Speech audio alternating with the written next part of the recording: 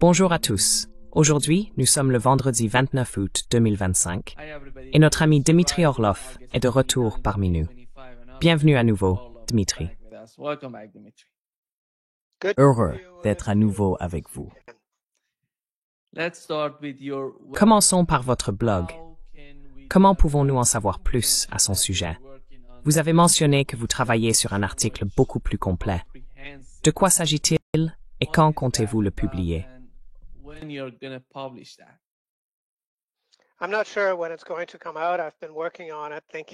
Je ne sais pas encore quand cela va sortir. J'y travaille et j'y réfléchis depuis un moment. Il s'agit de la fin de la Pax Americana et du possible début positif de la Pax Russica, qui a été annoncé lors de la réunion en Alaska. Un passage de relais, si l'on veut. J'espère pouvoir le terminer cette semaine. Et comment les gens peuvent-ils lire cela? Allez sur l'URL affichée à l'écran et rejoignez-nous au niveau de soutien de votre choix. Il y a une option peu coûteuse appelée Petite Monnaie si vous n'avez pas beaucoup d'argent.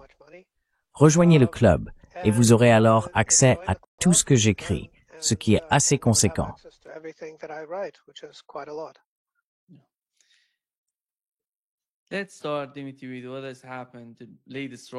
Commençons, Dmitry, par ce qui s'est passé. La dernière attaque russe sur Kiev. Elle est survenue après l'attaque ukrainienne contre l'une des raffineries de pétrole les plus importantes du sud de la Russie. Quelle était la raison de cette attaque contre Kiev? Était-ce une sorte de réponse à Kiev? Ou bien un message adressé à ceux en Europe qui parlent de construire une usine de drones ou qui souhaitent d'une manière ou d'une autre produire des armes en Ukraine? De quoi s'agissait-il exactement?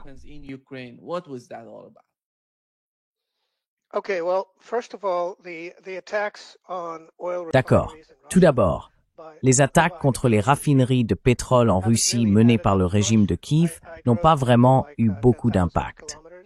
J'ai parcouru environ 10 000 kilomètres à travers toute la Russie cet été. Je n'ai jamais trouvé une station-service à court de carburant. Et la semaine dernière, les prix ont même baissé. Il n'y a donc pas vraiment de problème de raffinage en Russie. Le régime de Kiev n'a pas réussi à provoquer de perturbations majeures. C'est juste une gêne. Maintenant, ces drones que les Ukrainiens ont réussi à assembler sont du niveau des avions de la Première Guerre mondiale. Ce sont le genre d'appareils qui auraient volé pendant la Première Guerre mondiale. Pas beaucoup mieux. Facile à abattre. Et il y en a entre 50 et 100 qui sont abattus chaque nuit. Et les certains problèmes d'un impertinent d'ester Hauksmal, d'aids de Hempoi.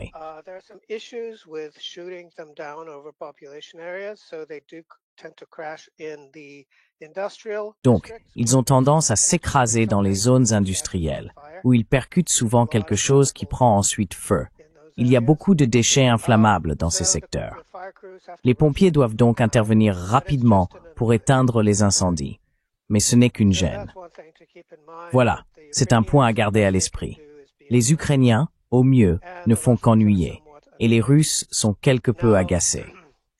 Maintenant, ce que certains pourraient considérer comme la réponse russe, ce n'en est pas une. La Russie ne cherche pas vraiment à impressionner qui que ce soit en Occident, ni même les Ukrainiens eux-mêmes. Cela ne compte absolument pas pour eux. Cela n'entre pas dans leurs calculs.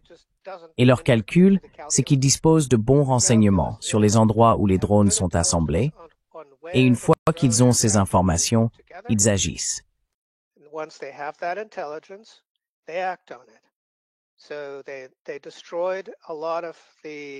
Ils ont donc détruit beaucoup d'usines, de nombreux espaces où ces drones sont assemblés, lancés, stockés, ou encore où les composants sont entreposés.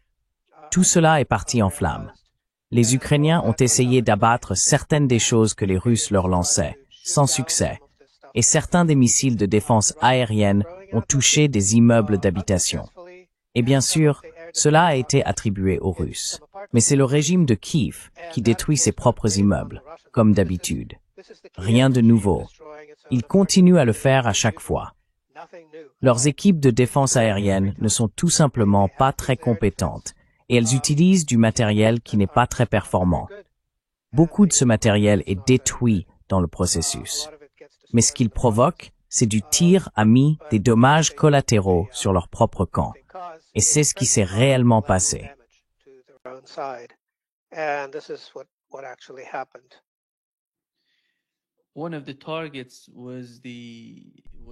L'une des cibles était une usine turque, Bayraktar, une usine de drones, qui était en construction en Ukraine.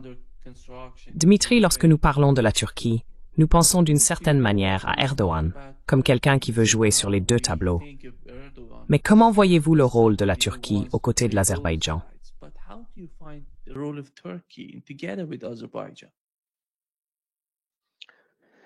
Le rôle dans quoi? Dans la façon dont ils essayent d'une certaine manière. Pourquoi ont-ils besoin d'être là, d'être en Ukraine? Est-ce que cela a du sens pour vous?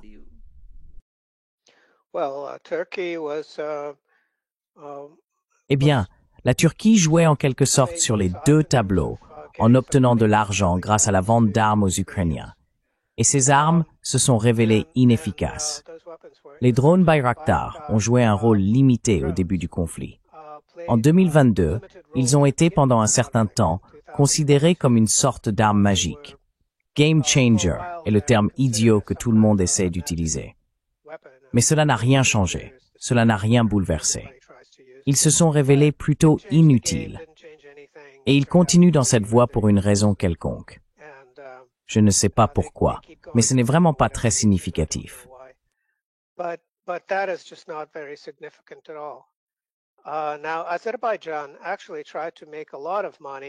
En réalité, l'Azerbaïdjan a tenté de gagner beaucoup d'argent en possédant des raffineries, en important du pétrole et en le vendant au régime de Kiev pour alimenter la guerre, littéralement.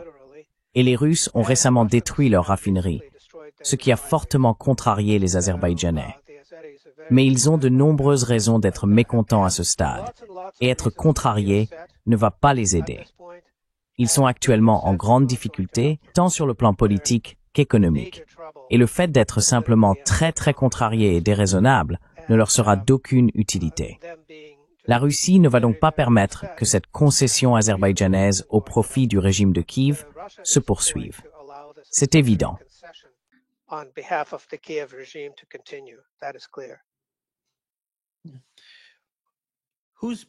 Qui joue un rôle en Ukraine? Nous savons que l'OTAN est impliquée, mais qui est l'acteur principal en Ukraine aujourd'hui?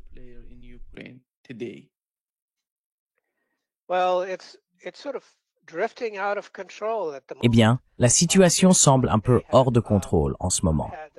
Les Britanniques pensaient avoir Zaloujny prêt à remplacer Zelensky, mais il y a eu cette petite manœuvre où le prétendu cerveau de l'équipe qui aurait fait exploser les gazoducs Nord Stream en utilisant un yacht de plaisance, du matériel de plongée amateur et peut-être quelques petites charges d'explosifs, aurait été lié à Zaloujny. C'est donc une sorte de ruse habile pour écarter Zaloujny de la course, car il se retrouve maintenant dans le collimateur en tant que personne ayant autorisé le sabotage des gazoducs Nord Stream. Il n'y aura donc bientôt plus personne aux commandes à Kiev, car nous savons tous que Zelensky est essentiellement mis à l'écart aux yeux de Trump. Et maintenant, Zaloujny l'est aussi.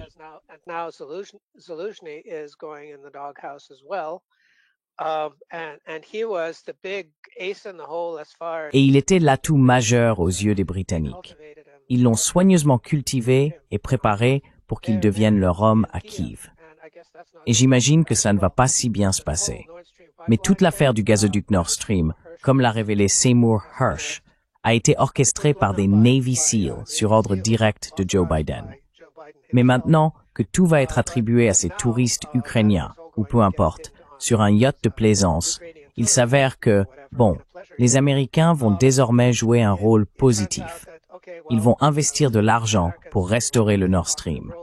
En réalité, une partie du gazoduc, une ligne, est encore fonctionnelle. Il suffit simplement de la remettre en marche.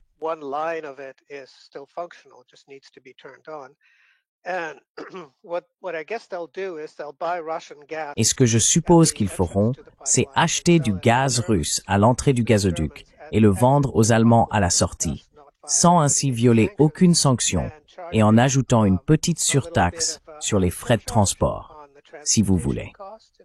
Dans le monde des affaires, on appelle ça une petite arnaque. Donc cela fait de Trump un petit arnaqueur. Mais c'est un plan ingénieux. C'est comme si vous n'avez pas besoin d'acheter du gaz russe, vous pouvez acheter du gaz américain parce qu'on l'a maintenant renommé. C'est américain. Ce sont des molécules de liberté. Et donc c'est en quelque sorte un plan magnifique, encore une autre façon de plumer les pauvres Allemands, qui restent un territoire occupé par les États-Unis sans aucune souveraineté. Ils feront simplement ce qu'on leur dit.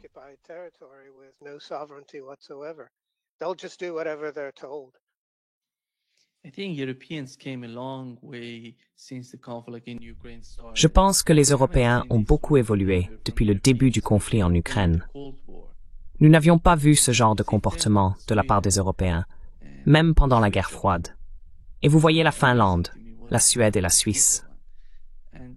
Ce qui est arrivé à la Suisse me surprend vraiment.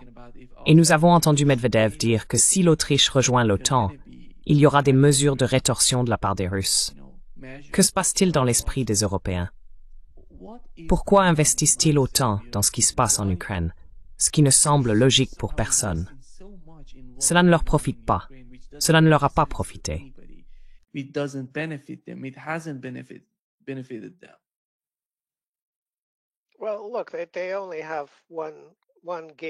Eh bien, écoutez, ils n'ont plus qu'un seul plan maintenant que l'Amérique quitte l'Europe et en gros dépouille les Européens sur son passage. Il ne leur reste qu'une seule manœuvre, déclarer la guerre à la Russie et se rendre immédiatement. Parce qu'ils savent, à la suite de la Seconde Guerre mondiale, ou du moins ils pensent le savoir, que ce que font les Russes aux nations vaincues, c'est les nourrir, les vêtir, leur construire des hôpitaux et des écoles, et généralement essayer de les amener au niveau mondial au lieu de les punir. Vous savez, c'est quelque chose d'étonnant à propos de la Russie. Les nations qui étaient si anti-russes, y compris la Finlande, qui a construit des camps de concentration en Carélie où de nombreux citoyens russes ont été tués, morts de faim, une fois que tout cela a été terminé, les Russes ont pris certaines mesures pour s'assurer que les nazis finlandais ne dirigeaient plus les choses.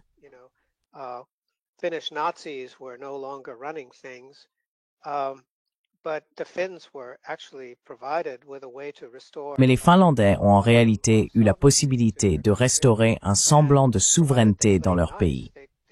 Et à condition de bien se comporter, ils ont eu accès au marché russe et en ont tiré prospérité pendant un certain temps.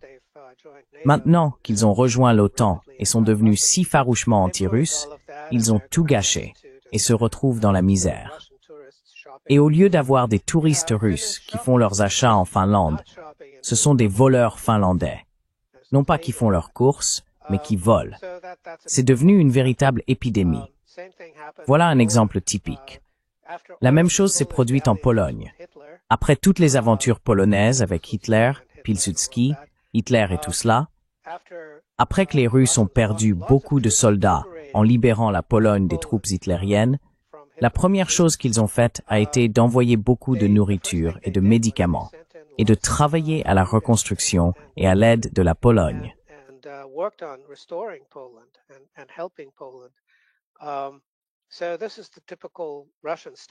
C'est donc la norme typique russe. D'accord, nous avons des ennemis parmi certaines élites dans divers pays, mais nous n'avons jamais d'ennemis parmi les peuples. Leur espoir, c'est de déclarer la guerre à la Russie, de se rendre et que les Russes arrivent en courant pour tout réparer parce que tout s'effondre. Leur seul espoir, c'est que les Russes viennent maintenant arranger les choses. Et j'imagine que c'est leur plan secret, parce qu'il n'y en a pas d'autre. Cela n'a aucun sens autrement. Que vont-ils faire? Faire la guerre à la Russie et espérer gagner? Eh bien, ils ont déjà essayé, voyez-vous, et l'Ukraine a été l'exemple de la façon dont ils perdraient s'ils faisaient la guerre à la Russie. Ils peuvent donc regarder l'Ukraine et se dire « Les Ukrainiens se sont mieux battus que nous n'aurions jamais pu le faire, et ils ont perdu. Alors, que sommes-nous »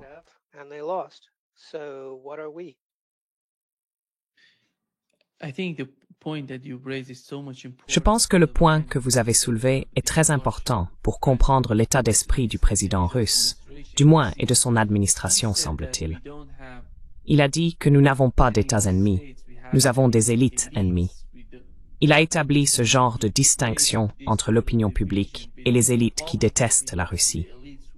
Pensez-vous, avec ce type de mentalité, qu'il y ait un espoir pour l'Europe?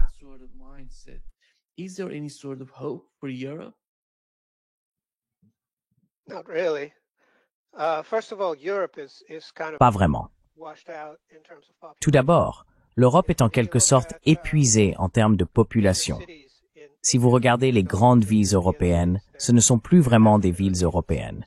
Ce sont des villes africaines ou asiatiques, peuplées de personnes originaires d'Afrique ou d'Asie. Elles ne sont donc plus ce qu'elles étaient autrefois. Deuxièmement, les Russes d'aujourd'hui ne sont plus ceux de l'époque communiste, où l'internationalisme était à la mode parce qu'on enseignait aux gens que l'on construisait le communisme sur toute la planète. Même si le projet a un peu de retard, c'était l'objectif. Libérer la planète entière, rendre tout le monde heureux, instaurer un système juste pour tous. Et les Russes n'adhèrent plus à ce programme, vous comprenez. Ils ne se soucient donc vraiment plus de ce qui se passe en dehors de leurs frontières.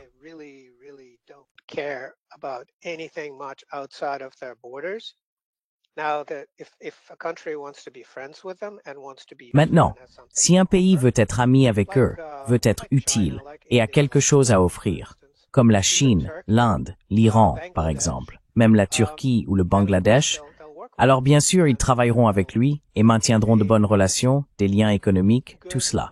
Mais si un pays est inutile et hostile, tant pis pour lui. Vous savez, c'est ça l'attitude russe. Débrouillez-vous. Si vous faites une erreur, comme la Finlande l'a fait par exemple, vous êtes seul. La Hongrie ou la Slovaquie. Bon, vous jouez le jeu, vous faites des efforts, d'accord, on pourrait vous aider un peu.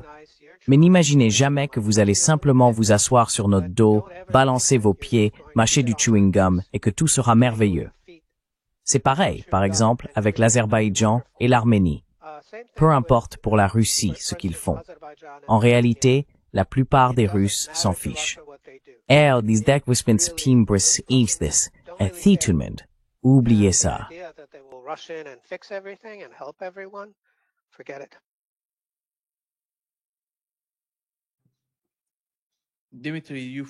Dmitri, penses-tu que le seul espoir que l'on puisse envisager pour l'Europe serait que les États austro-hongrois, avec la Serbie et d'autres pays mécontents de la situation en Europe, s'unissent?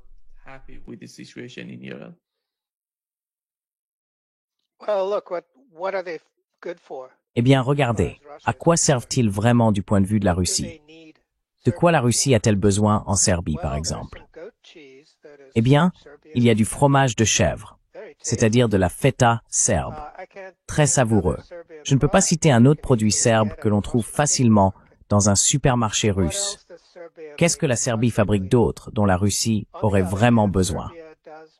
D'un autre côté, la Serbie fabrique des armes qui se retrouvent entre les mains du régime de Kiev, armes qui sont utilisées pour tuer ou tenter de tuer des soldats russes. Et le gouvernement serbe n'a pas pu stopper ce flux très facilement, car cela entraînerait du chômage, etc. Donc les Serbes veulent ménager la chèvre et le chou. Encore une fois, il y a des liens historiques. Ce sont deux nations orthodoxes, chrétiennes orthodoxes. Tout cela est très important. La culture compte.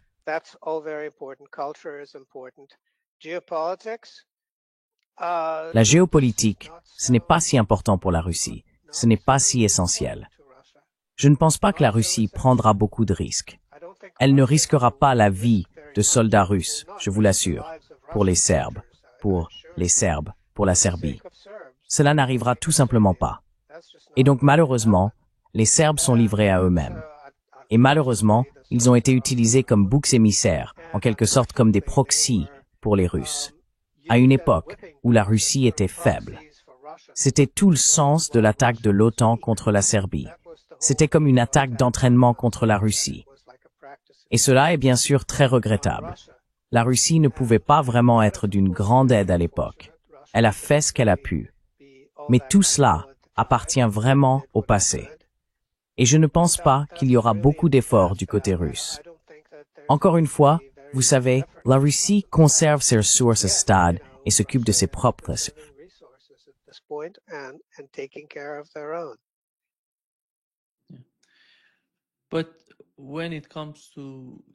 Mais lorsqu'il s'agit de, vous avez mentionné l'Azerbaïdjan et l'Arménie, et nous savons que le gouvernement britannique essaie ou est en train de signer un partenariat stratégique avec l'Arménie. Supposons donc que ce soit le cas. La Russie ne se soucie pas de l'Arménie. Quelle est la principale raison de la présence britannique en Arménie? Que veulent-ils de l'Arménie? Est-ce lié à l'Iran ou est-ce lié à la région?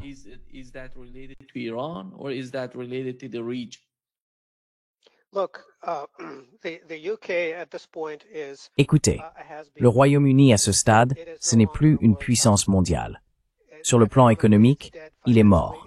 Financièrement, il est sur le point d'entrer dans une sorte de tutelle du FMI parce qu'il est fauché. Il n'a plus de forces armées dignes de ce nom. Ces forces armées sont une plaisanterie. Son gouvernement est dirigé par des incompétents absolus et totaux que le peuple lui-même déteste profondément. Trump est plus populaire en Grande-Bretagne que Keir Starmer, et aucun des deux n'est vraiment populaire. Et le pays est en train de s'effondrer, n'est-ce pas? C'est un vrai chaos.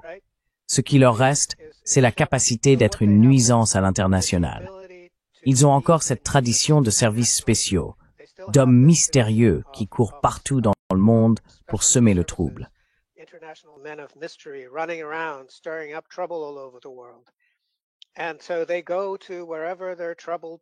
Alors, ils vont partout où il y a des problèmes à semer.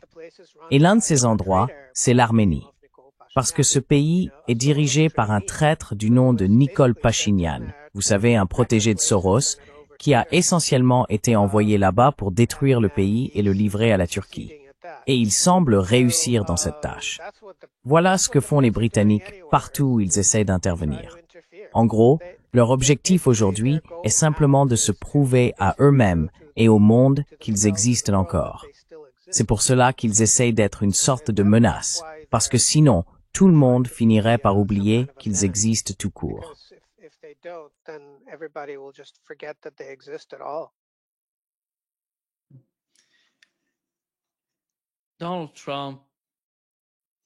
Donald Trump a déclaré que les États-Unis gagnent de l'argent grâce à l'Ukraine. Nous leur envoyons des armes. Nous ne payons pas pour ces armes. Ce sont les Européens qui payent, et nous les envoyons en Ukraine. D'un autre côté, ils font tout. Ils imposent des droits de douane de 50% à l'Inde, parce qu'ils disent que l'Inde profite de la situation en Ukraine. Et comment pouvez-vous défendre cela, alors que vous, le président des États-Unis, dites simplement que nous gagnons de l'argent en vendant des armes aux Européens, et qu'en même temps, vous demandez à l'Inde de sacrifier sa sécurité et son économie au nom de l'Ukraine et d'une guerre par procuration contre la Russie.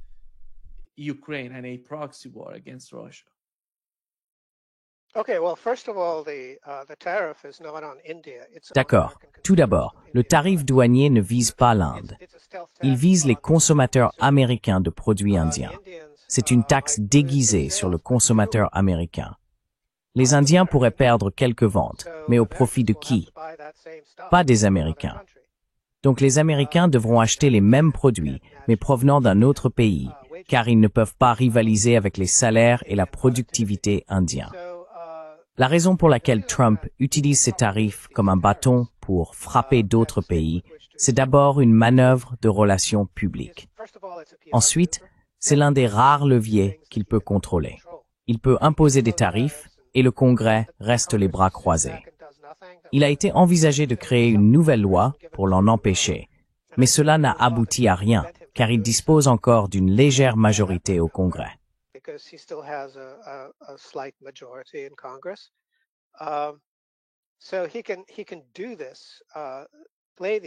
Alors, il peut faire ça, jouer à ces stupides jeux de tarifs. Mais en ce qui concerne la réponse de l'Inde, eh bien, Trump n'y connaît pas grand-chose, n'est-ce pas? Ce n'est qu'un homme d'affaires, un animateur de télé-réalité et un magnat de l'immobilier qui a construit des casinos pas très réussis. Mais il ne connaît pas l'histoire de la libération de l'Inde du joug britannique. Il ne sait rien du boycott des produits britanniques mené par Gandhi. Mais les Indiens s'en souviennent. Les Indiens se souviennent de la marche de Gandhi vers la mer pour ramasser du sel afin de briser la taxe britannique sur le sel, qui touchait les plus pauvres de la population indienne. Il y a eu beaucoup d'autres actions menées par les Indiens, le tissu filé à la main, par exemple. Les Britanniques ont volé la fabrication du tissu à l'Inde pour la transférer en Grande-Bretagne, puis ont vendu ce tissu aux Indiens à des prix exorbitants.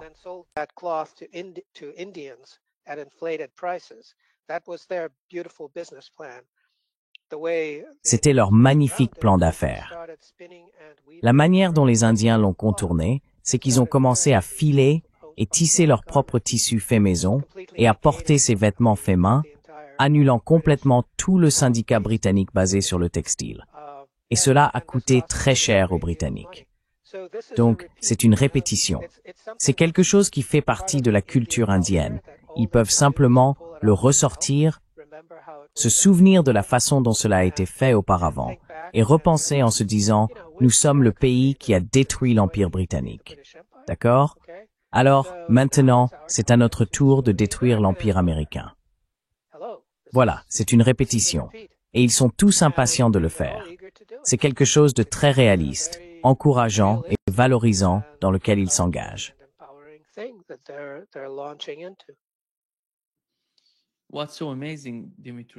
Ce qui me frappe, Dimitri, c'est l'universalité géopolitique de ce qui se passe. Après ce qui s'est passé en Ukraine, au début de la guerre, nous avons vu la Russie dire non à l'Occident pour la première fois. Ils essayaient de négocier, de discuter avec l'Occident, puis ils ont dit non, non, ça suffit, nous n'allons pas suivre ce qu'ils font. Et à la suite de cela, on voit non seulement la Russie, mais chaque pays prendre conscience qu'il peut réagir différemment.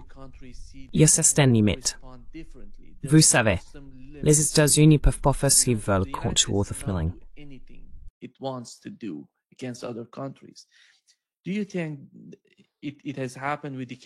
Pensez-vous, cela s'est produit dans le cas de l'Iran, de l'Inde. On le voit avec la Chine concernant les tarifs douaniers. Il ne s'agit pas seulement de l'Ukraine. D'une certaine manière, nous avons deux types de pays, deux types de comportements. D'un côté, on voit les populations en Inde, en Iran, en Chine, en Russie, et dans une certaine mesure dans certains pays européens, essayer de résister à ce genre d'attitude venant de Washington. De l'autre côté, on voit des pays qui s'alignent de plus en plus sur Washington. Ce processus d'apprentissage, ce qui se passe, va-t-il conduire à une meilleure compréhension parmi les pays qui n'ont pas encore décidé de leur avenir? Selon vous, comment cela va-t-il influencer leur état d'esprit?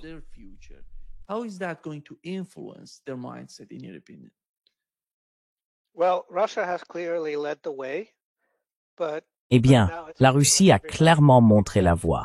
Mais maintenant, c'est à peu près tout le monde sauf les nations occupées, les laquais, les vassaux, l'OTAN.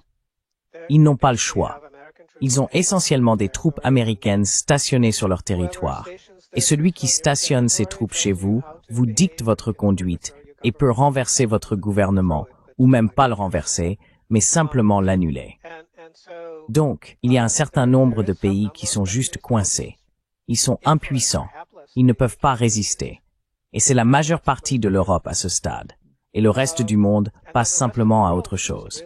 L'autre chose, c'est que Trump est en fait utile dans ce processus. Vous savez, ces tarifs erratiques, son générateur de nombres aléatoires, font paraître les États-Unis comme un pays incroyablement stupide et mal géré.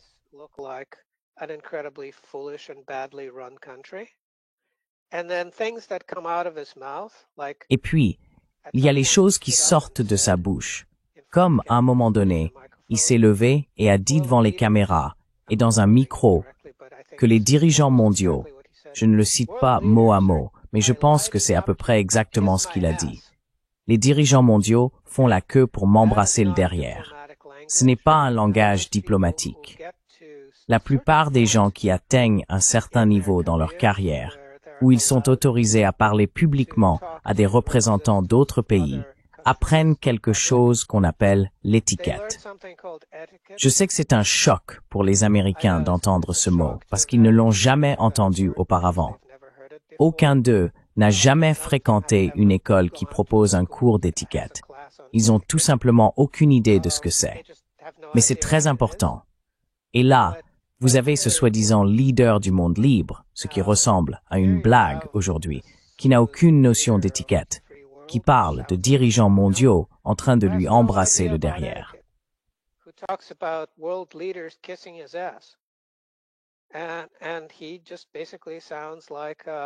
Et il a tout simplement l'air d'un idiot. Il a l'air d'un idiot. Il est donc très difficile de s'opposer à un pays puissant, dirigé par des hommes puissants, qui savent ce qu'ils font, qui parlent et agissent avec détermination. Et d'un autre côté, si c'est un spectacle de clown, alors vous savez, il faut presque l'ignorer, parce que c'est trop humiliant d'y prêter attention. C'est un peu comme si, lors d'une conférence internationale, le dirigeant d'un certain pays déféquait dans un coin. Bon, l'étiquette veut qu'on n'y prête pas attention. On fait comme si de rien n'était. On détourne le regard. C'est donc ce que la plupart de la planète est obligée de faire maintenant, étant donné que Trump est à la Maison-Blanche et parle des dirigeants mondiaux qui feraient la queue pour lui lécher les bottes.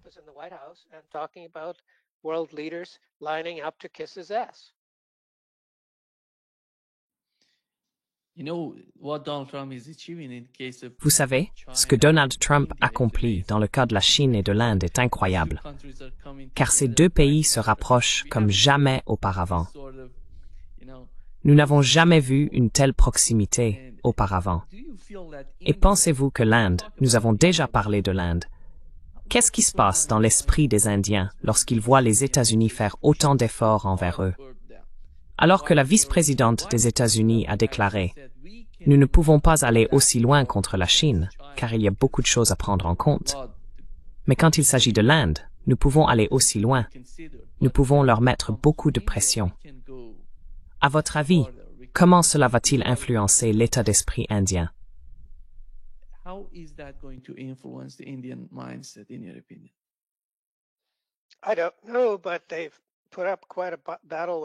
Je ne sais pas, mais ils ont vraiment mené un sacré combat face aux Britanniques. Donc, comme je l'ai dit, c'est un remake pour eux. Ils l'ont déjà fait. En ce qui concerne les États-Unis qui aideraient à rapprocher des pays, eh bien, c'est plutôt l'inverse. La politique étrangère américaine, pendant longtemps, reposait sur l'idée de creuser un fossé entre l'Union soviétique et la République populaire de Chine, qui étaient très proches, parce que toutes deux étaient des pays communistes. Et ils ont en quelque sorte réussi. Mais en réalité, ce qui s'est passé, c'est qu'un Ukrainien du nom de Khrouchtchev a pris le contrôle du Kremlin et a complètement détruit l'héritage de Staline, ce qui a profondément contrarié la direction chinoise, au point que la Russie ou l'Union soviétique est devenue toxique pour les Chinois.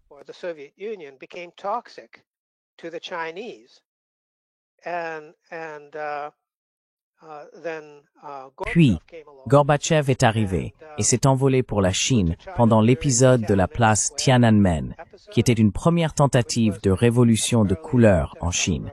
Et il a soutenu la rébellion, ce qui a essentiellement fait de la Russie un paria aux yeux des Chinois. Ce n'est que lorsque Poutine est arrivé au pouvoir, a redressé la situation et s'est débarrassé de toutes les ordures qui s'étaient accumulées entre les deux pays et a tout réglé, que les relations entre la Russie et la Chine sont redevenues normales. Les Américains peuvent donc s'attribuer une certaine part de responsabilité dans la détérioration de la relation entre l'Union soviétique et la RPC. Mais je pense que les Russes se sont vraiment tiré une balle dans le pied, ou plutôt les Ukrainiens, en l'occurrence. Il y a eu une période où il y avait beaucoup d'Ukrainiens au Kremlin, ce qui s'est avéré être un énorme problème.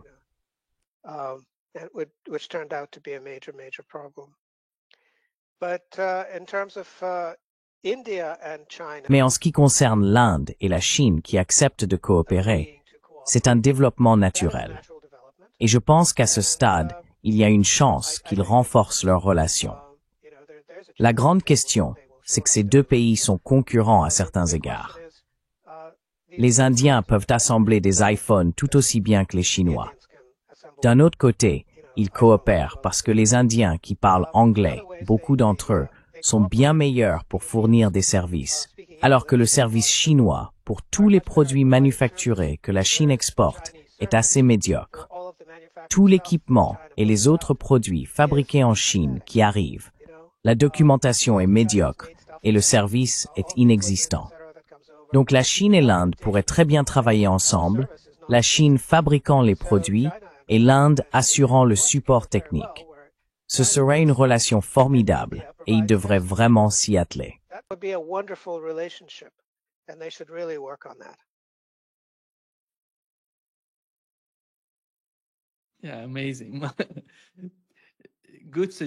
Oui, incroyable. Bonne suggestion d'ailleurs, Dmitri.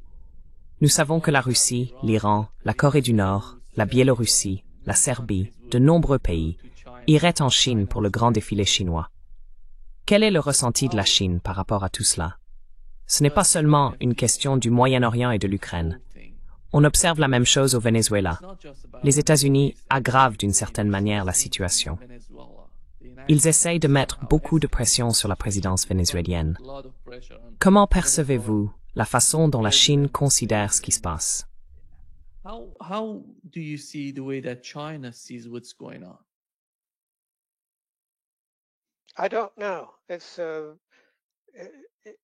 Je ne sais pas. Ce n'est qu'un spectacle et une parade. C'est tout. Et c'est un moyen de voir qui est ami avec qui et qui ne l'est pas. Donc le fait que Modi se rende à Pékin est important parce qu'il y avait un refroidissement des relations et maintenant elles se réchauffent à nouveau. Et donc, c'est une bonne chose. En ce qui concerne le fait que tout le monde y va sauf les Européens, aucun chef d'État européen n'y va, eh bien c'est significatif. C'est significatif. Cela signifie que l'Europe ne fait plus partie du tableau. Finalement, tout le monde, y compris les Européens eux-mêmes, je pense, tout le monde comprend qu'aucun pays européen n'a de souveraineté. Il n'y a plus d'État souverain en Europe.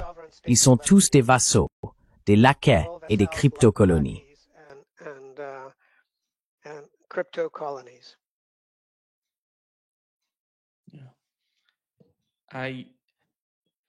Dmitri, penses-tu que Donald Trump chercherait à intensifier la situation, ou qu'il trouverait d'une manière ou d'une autre? Il a déclaré récemment, et aujourd'hui nous l'avons appris grâce à The Atlantic, que la manière dont l'Europe, avec l'Ukraine, pousse pour des conditions que l'Ukraine considère comme des garanties de sécurité, ces conditions ne sont même pas acceptables pour Donald Trump. Il est dit que, il semble qu'il comprenne, après cette rencontre avec Vladimir Poutine, que la Russie n'accepterait pas les conditions qu'ils essaient d'imposer. Il y a deux options pour les États-Unis. Intensifier et s'opposer à l'Inde, comme ils le font actuellement, et peut-être à la Chine et au Brésil, puisque Lindsey Graham en a parlé, il a tweeté à ce sujet. Ils sont prêts à le faire. Ou alors, finalement, ils comprennent ce qui se passe. Et Donald Trump pourrait trouver une sorte de terrain d'entente entre les deux parties. Laquelle de ces options choisirait-il?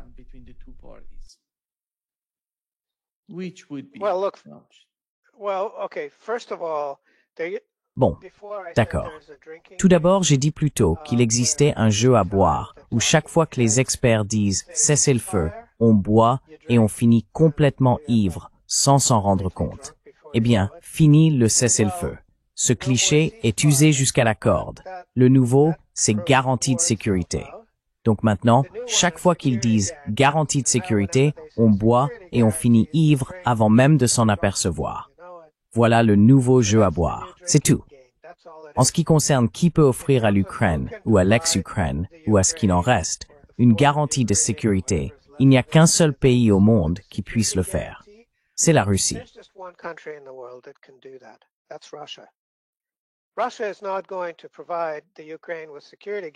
La Russie n'a pas l'intention de fournir à l'Ukraine des garanties de sécurité tant que l'Ukraine ne sera pas tout ce que la Russie souhaite qu'elle soit, c'est-à-dire démilitarisée, dénazifiée, neutre et généralement amicale et contrôlable du point de vue russe, avec le rétablissement complet des droits de la population russophone, qui constitue la majorité en Ukraine, et avec l'expulsion de toutes les troupes étrangères, mercenaires, peu importe qui ils sont. Et ce n'est pas de cela que parlent les Européens. Ce n'est pas de cela que parlent les Américains. Donc ce n'est pas un sujet qui mérite d'être discuté. D'accord? On peut en parler, mais ce n'est qu'un jeu à boire. D'accord? On ne parle pas vraiment de quelque chose de réel. On fait juste semblant. D'accord? Le seul pays qui puisse offrir à l'Ukraine une garantie de sécurité qui ait une quelconque valeur, c'est la Russie.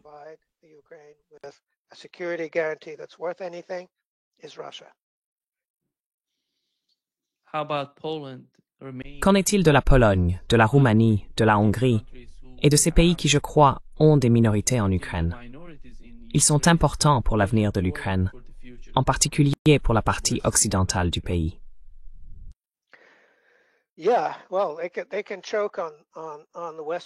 Eh bien, ils peuvent s'étouffer avec les régions occidentales de l'ancienne Ukraine. Celles-ci n'ont été intégrées à l'Union soviétique qu'à la suite de la Seconde Guerre mondiale. Et beaucoup de gens considèrent que c'était une erreur de Staline. Ces provinces n'auraient jamais dû être rattachées à la République socialiste soviétique d'Ukraine. Et les populations de ces régions ne sont pas seulement en partie polonaises, roumaines, hongroises, etc., mais aussi issues d'une tribu vraiment étrange et présentent de nombreux problèmes graves, comme le fait que beaucoup d'entre eux sont mentalement retardés à cause d'un manque d'iode dans l'eau souterraine. Excusez-moi. Ces gens posent problème. Donc si les Polonais, les Hongrois et les Roumains veulent s'en charger, je ne pense pas que les Russes s'en soucieront.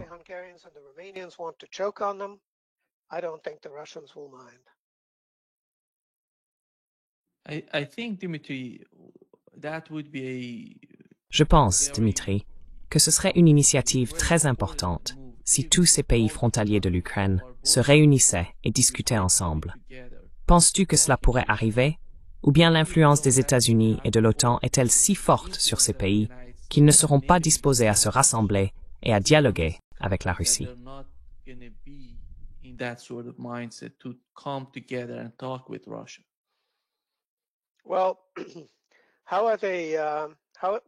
Eh bien, pourquoi est-il utile de leur parler? Je veux dire, il y a eu un certain nombre d'accords entre la Russie et l'Occident en ce qui concerne, excusez-moi, je me remets d'un rhume, en ce qui concerne l'Ukraine. Il y a eu Minsk I, et le résultat a été que l'Europe n'a cessé de se plaindre que la Russie ne respectait pas les termes de Minsk I, alors que la Russie était essentiellement un garant du processus, mais pas un participant. Donc elle n'avait aucune obligation. Même chose avec Minsk II.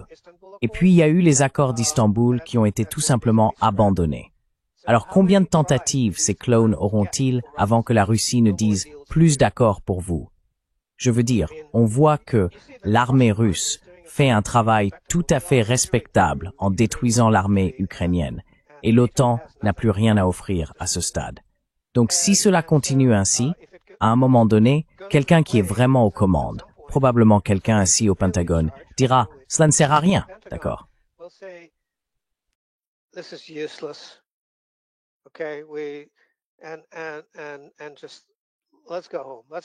Et voilà, rentrons chez nous. Oublions tout ça. Disons à notre peuple que c'est fini et débarrassons-nous de ces absurdités. Et c'est la direction que ça prend. Parce que vous voyez, on est passé de « nous infligerons à la Russie une défaite stratégique » à « une victoire russe est inacceptable », puis à « voyons qui peut offrir des garanties de sécurité à l'Ukraine ». Quelqu'un? Jamais personne. Et cela ne semble pas se produire. Alors ils marchandent là-dessus.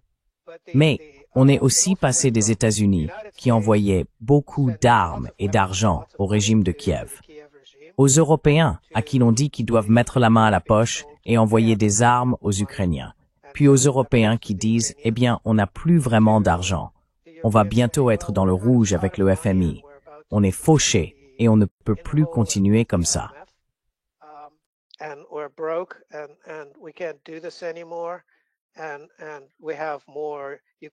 Et nous avons plus de réfugiés ukrainiens que nous ne pouvons en nourrir. Alors, que pouvons-nous faire? C'est la prochaine étape. Ensuite, la Russie dira « Très bien, souvenez-vous du mémo que nous vous avons donné il y a quelque temps, qui énonçait certaines conditions. Eh bien, voici un nouveau mémo qui énonce de nouvelles conditions, sauf que ces conditions sont bien pires, comme nous l'avions promis. Maintenant, vous pouvez essentiellement remplir ces conditions ou attendre notre prochain mémo. Voilà tout le plan. C'est tout ce qui se passe. Maintenant, tout ce bavardage sur des garanties de sécurité ou un cessez-le-feu ou quoi que ce soit d'autre, c'est juste un prétexte pour boire.